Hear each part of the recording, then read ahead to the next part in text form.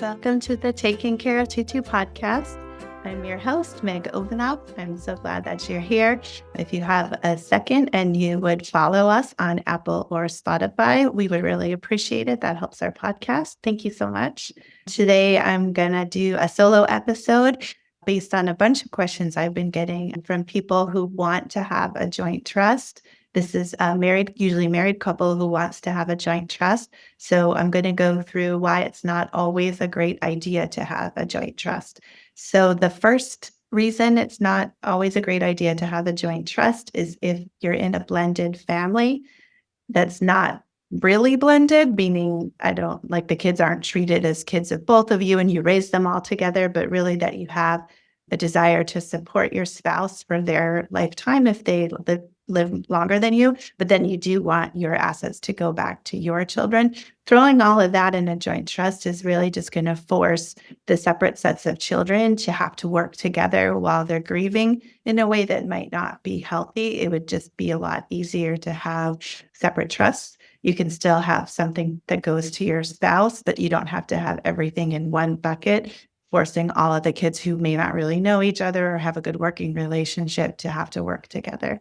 So that's one time when I'm looking over the list of someone's assets and their children, I'm wondering about, should we do a separate trust? Should we do a joint trust? One of the factors that I'm thinking about is this a couple that has a set of children together, or is this a couple that has separate sets of children? If they're a blended family, it's going to be more likely that I will recommend doing separate trusts. Not every time, but frequently that is a reason that we will just do separate trusts. Second reason why it's not always a great idea to do a joint trust is when people keep their assets separately.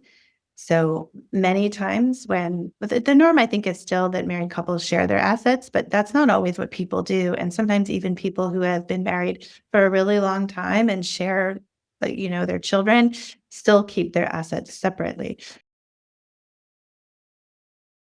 There are some situations where it's just really not a good idea to combine assets, though. So when people have held an asset for a really long time separately, I'm usually suggesting they proceed cautiously if they're thinking about combining that with their spouse into joint trust. I'm almost always going to tell them to check with their accountant. So let's just give an example with some big numbers to make it really obvious. Let's say there's a couple been together for a really long time, common set of children. So it's not that they're a blended family. There's really no reason that they would have a separate trust, except one of the spouses has a very large account that is only in that spouse's name.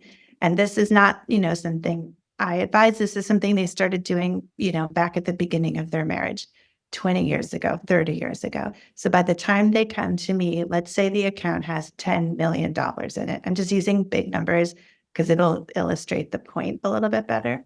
So let's say that they have an asset and let's say it's a stock account and it's worth $10 million. And just to make it simple, let's say the basis of that is zero. So they got it from a company or they inherited it for whatever reason, their tax basis in that is zero.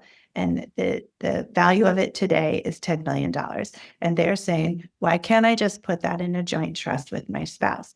So the income tax reason for that is Hawaii is not a community property state. And, this is where we are. It's in the state of Hawaii. So if that spouse with the $10 million account passes away and the surviving spouse, let's call her the wife, let's say she inherits that account and she decides to sell the whole thing.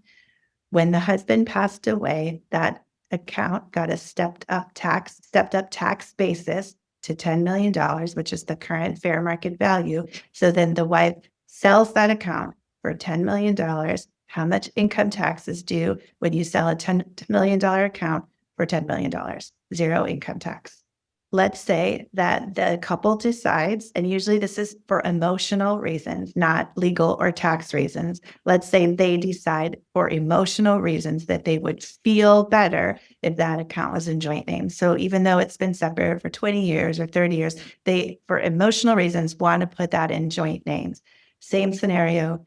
$10 million account, the tax basis is zero, husband passes away, and wife inherits it. Again, we're in the state of Hawaii because that's where we are.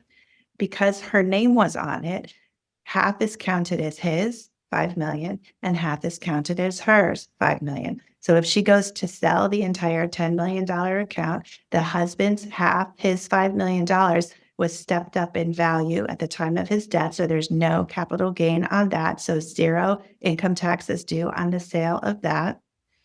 The half that is in her name does not get a step up in value. When husband transferred it to her, she got his carryover basis, which remember was zero. You weren't thinking you were going to have to do math on this podcast. I'm so sorry. I'm just trying to illustrate a point that came up this week.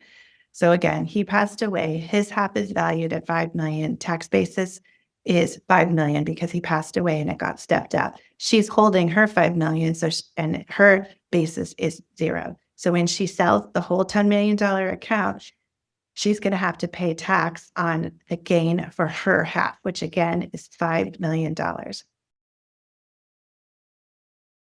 A lot of times if we have a business owner client, again, let's say this time it's the wife who has the business, and then they also own a home.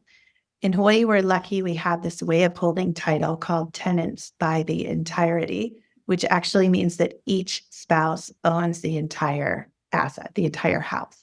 What's great about this is if one of the spouses has some problem with a creditor or is getting sued, the other one owns the house. So when we really encourage tenants by entirety ownership for most of our clients, you can have it in tenants by the entirety and still put it in your trust. So let's say that we have a couple where they own a home, it's in their joint trust, or it could be 50-50 in two trusts. So let's say they have a family trust, they've got the house in there, and it's got this tenants by the entirety protection, meaning it won't protect them from their joint creditors, like if they don't pay their mortgage or they don't pay their credit card or they both get sued, but it will protect the other spouse if only one spouse is getting sued.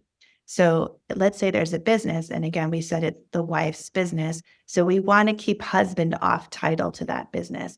Why is that important? Because if the wife's business and the wife get sued, we want to make sure that the tenants by the entirety creditor protection is going to protect the house. Because remember, in that situation, the husband owns the entirety of the house. So the wife is getting sued.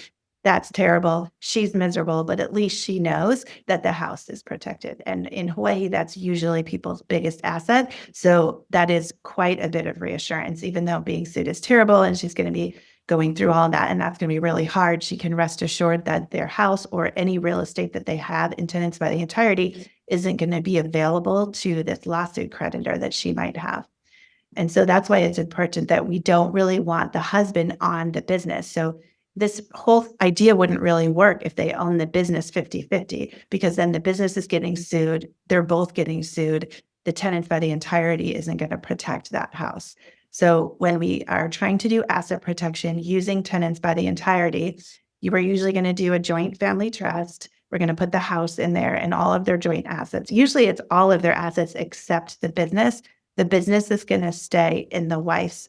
She's going to have a trust that's in her name or in the name of the business or in any name she chooses, but it's going to be a separate trust that holds the business. We don't want to have the husband as an officer or as a member of that business or share, because we want to protect the real estate in case someone sues the business.